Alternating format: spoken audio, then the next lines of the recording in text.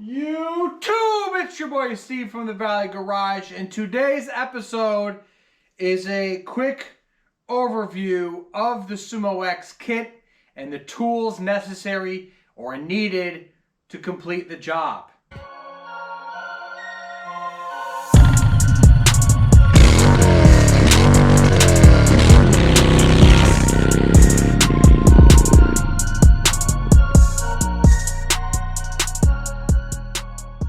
If you don't know what a Sumo X kit is, Sumo X kit is a kit that enables you to have a fatter, wider tire on your Honda Fury.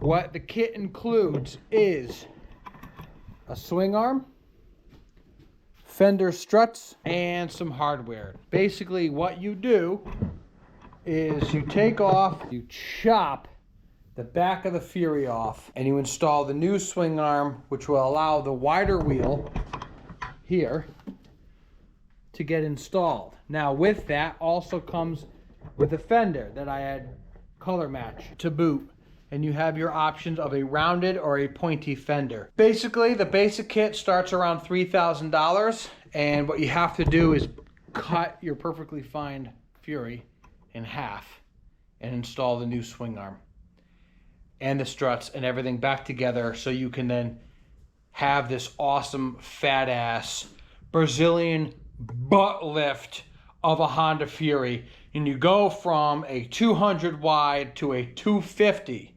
Now there is a 260 tire out there that you can manage to get through, that does a little rubbing and wearing, but you want to get that little extra 10 mil fat assness, and that's what I've got here on this mimic rim, is what they call it. So it mimics the stock wheel, and you put your rotor and everything else to it, and then your final drive will get hubbed right back into it. All of that is direct bolt-on. There is no welding required for the Sumo X kit. However, the most integral part of doing this install is cutting the frame. You have to cut the rear of the frame off so the struts slide into the stock bike itself. So let me show you. This side strut is basically going to get mounted here, and your bike is going to get attached to that. Your fender will go through there, and the fender retains the stock locations for the seat. That gets mounted up, and away you go. So that's it. What gets people nervous is that the fact that it's a little pricey. Yes, $3,000 is a lot of money, but comparative to Harley Davidson kits out there that are $6,000 and $7,000, and it can go up from there the more you want to customize. So you got a bit of a large nugget, $3 grand, which seems like a lot, but if you spent the money or you have it set aside, you know, and you recoup from that after a couple months. But it's the initial cost and the fear of, oh my gosh, I have to now cut my bike and there's no going back, and the cutting issue. So I'm going to do a how to install Sumo X video using more of a basic tool, just to show anybody who can do it. I'm not going to make, I could possibly make a multi-series part, but I think it would be better to make one lump, hour-long, hour and a half, maybe 2-hour special video for the install itself. So with that, you're going to need a couple tools. What tools you're going to have on my parts cart? On my parts cart. First and foremost, the biggest thing about the bike in the Sumo X kit is cutting the frame. You got options, okay? You got options. Now, the most basic option would be a hacksaw. Very simple, easy to use. Once you locate where you have to cut, use some painter's tape to help guide you. You can hack away, buy a couple extra blades. The next step would be Sawzall. This is just for demonstration, but you would want a brand new or a couple nice metal blades. What's nice with the Sawzall is some of them have a selector speed on the side, variable, and you can vary your trigger. But the problem is it does a lot of vibrations and can skip, hop, and jump when you're making the cut. So from basic hacksaw to Sawzall to a little bit more accurate and a little bit more easier control, a grinder. Okay, this will make quick work of you cutting the frame and getting the angle that you need. Plus you can use some sandpaper or another abrasive wire wheel or anything to round out your edges, so you be careful with that. And with sanding discs. With these being said, safety is number one. You can use a face shield. If you don't have a face shield, that's totally cool. What else protects your face on a motorcycle? A helmet. That's right. Freaking slap your helmet on. Go ahead. Start going to Pound Town, Grinding Town. So you can use that if you don't have a face shield. Okay? My face shield's gonna fog up pretty quickly, but I got it nonetheless. Once you make your cuts, you're gonna need to drill some holes. And the best way to drill some holes is use transfer punch set. You find out where you have to make your holes. Basically, you put this up. There's a very sharp point on the end of the punch where your hole needs to be.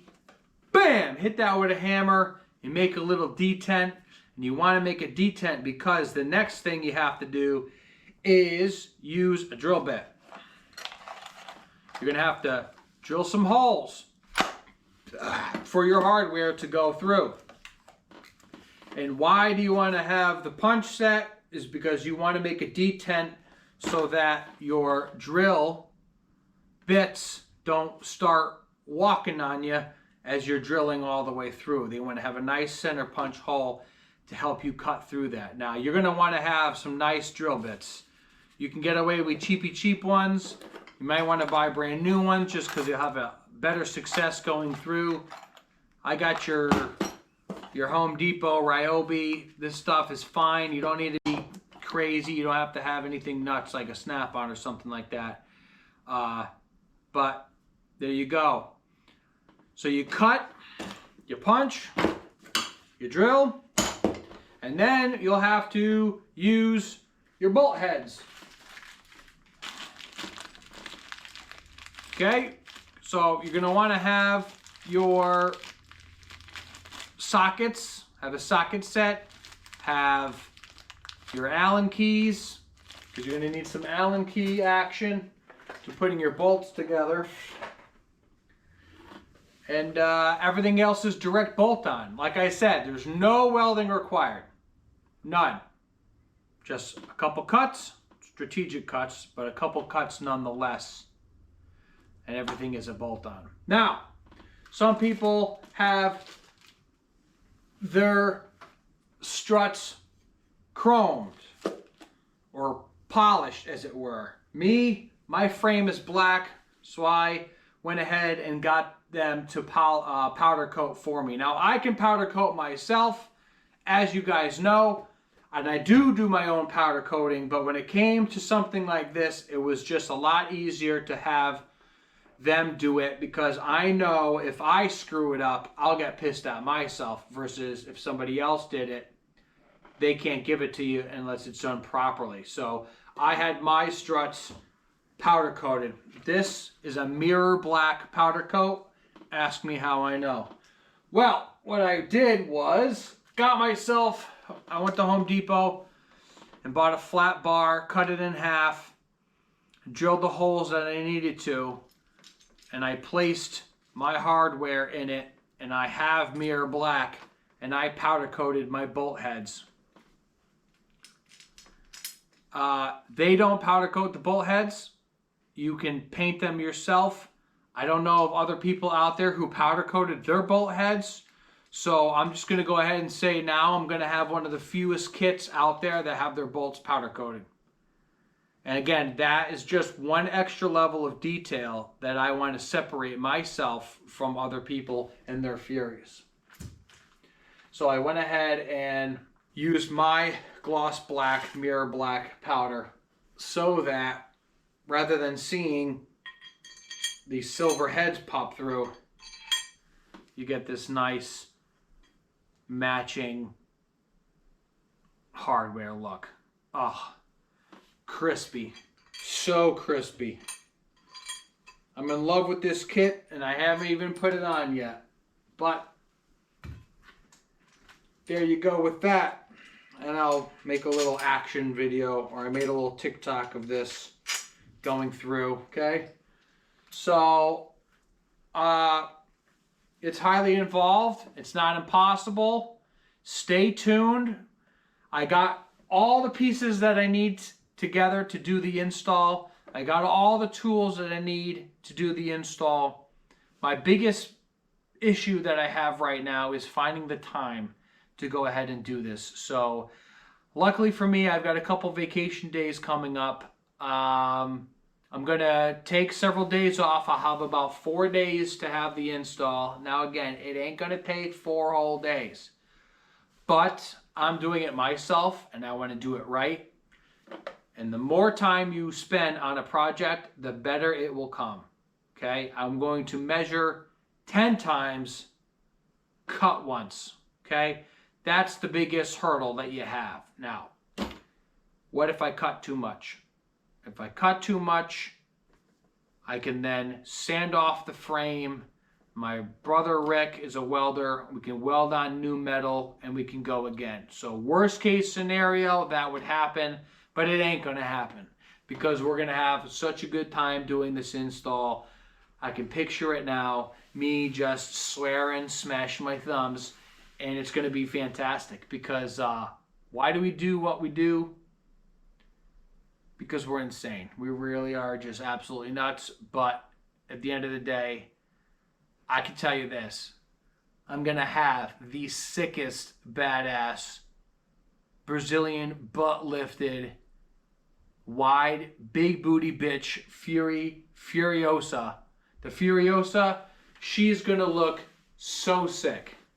There's more to come, but I'm going to need some time. I wasn't able to post for the last couple weeks. Apologize for that.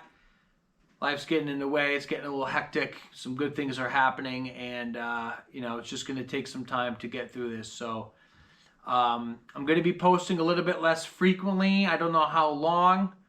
Just know that I'm not going anywhere. I will return. It's going to happen. So this is the biggest install that you can do for your Honda Fury. Other than your triple trees and changing out your front end with a rake kit, this is the holy grail of Honda Fury modifications. So with that being said, guys, I hope you enjoy. I'm going to do some before and after shots. Enjoy the weekend. Y'all be good. Halloween's coming up. Spooky season. But I want y'all to have a great day, a great weekend. We'll see you real soon. Y'all have a good one. Peace!